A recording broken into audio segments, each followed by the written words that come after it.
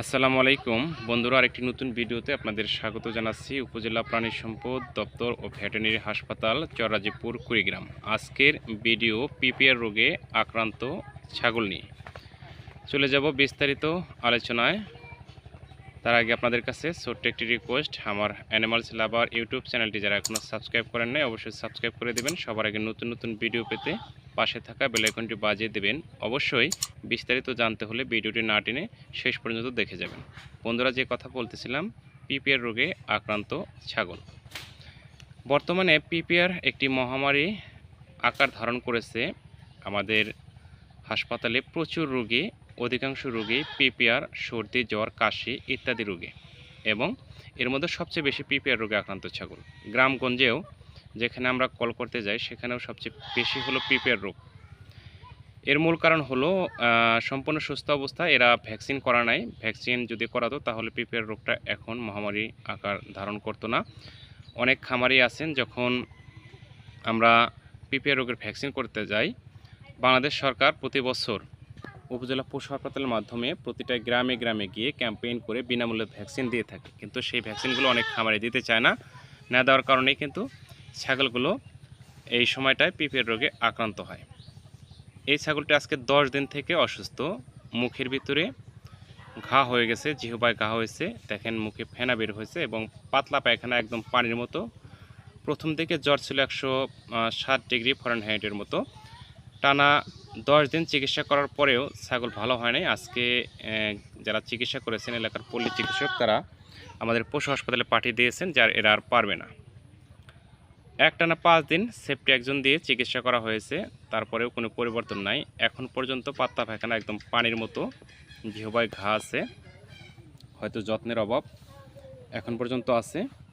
তো আজকে আমাদের ছাড় চিকিৎসা দিলেন। এখন আর অ্যান্টিবায়োটিক সেফটি একজন দেওয়ার সুযোগ নেই। শুধুমাত্র আমরা অ্যান্টিহিস্টা ইঞ্জেকশন এবং ডায়াডিন ইঞ্জেকশন দিয়ে চিকিৎসা চালিয়ে যাব পরপর 3 দিন। বাদবাকিটা সাথে যত্ন নিতে হবে। মুখে যে ঘা হয়েছে এই ঘাগুলো প্রতিদিন ন্যাকড়া ভিজিয়ে জিহ্বাটা পরিষ্কার করতে হবে, এবং মুখের ঘায়ের যে ওষুধ রিবোফ্লাভিন অথবা মানুষের যে ওষুধ আছে মাইক্রোওরাল, এই জেলগুলো দিতে হবে সকাল বিকাল। এগুলো নিয়মিত দিবে, এবং ভেটেরিনারি স্লাইন, গ্লুকোলাইট, রেনালাইট অথবা এলবিলাইট, এই স্লাইনগুলো পানির সাথে চাহিদা মতো খাওয়াবে। অন্য কোনো খাবার আপাতত খাবে না, যেহেতু জিহ্বায় ঘা হয়ে গেছে। ঘাস বলেন আর অন্য কোনো খাবার বলেন এখন আর সেরকম খাইতে চাবে না। ঠিক হয়ে গেলে মোটামুটি আবার খাবে। আমরা জানি পিপিআর রোগে আক্রান্ত ছাগল প্রথম দিকে শরীরের টেম্পারেচার 105 থেকে 160 ডিগ্রি ফারেনহাইট থাকে। মুখের ভিতরে ঘা হয়, জিহ্বার ভিতরে ঘা হয়। অতি তীব্র মাত্রায় আক্রান্ত ছাগলগুলো তীব্র মাত্রায় পাতলা পায়খানা করতে থাকে, এবং প্রথম দিকে শরীরের তাপমাত্রা 105-160 ডিগ্রি থাকলেও পরবর্তীতে রোগের তীব্রতার কারণে আস্তে আস্তে তাপমাত্রা কমে যায়। অনেক ক্ষেত্রেই গর্ভবতী ছাগলের বাচ্চা অ্যাবর্শন হয়ে যায়, বাচ্চা নষ্ট হয়ে যায়, অপ্রাপ্ত গর্ভপাত ঘটায়। এই পিপিআর রোগের কারণে কিন্তু এই সমস্যাগুলো হয়। 2 খুরের মাঝখানে ঘা হয়, এবং সেখানে যদি মাছি বসে দেখবেন হঠাৎ করে সেখানে কীট বা পোকা হয়ে গেছে। এই জন্য পিপিআর রোগ হওয়ার সাথে সাথে আপনারা সুস্থ পশু থেকে আলাদা রেখে চিকিৎসার ব্যবস্থা করবেন, নতুবা আপনার পুরো খামার ধ্বংস হয়ে যেতে পারে। একটি গ্রামে যদি একটি বাড়িতে পিপিআর রোগে আক্রান্ত ছাগল ভেড়া থাকে তাহলে পুরো গ্রাম কিন্তু নষ্ট করতে পারে। এটা ভাইরাস জনিত একটি রোগ, তাই প্রতি বছর আপনারা নিয়মিত ভ্যাকসিনগুলো করায় নেবেন, এবং অসুস্থ হওয়ার সাথে সাথেই আপনাদের ছাগল ভেড়াগুলো আলাদা রেখে যথাসময়ে চিকিৎসার ব্যবস্থা করবেন।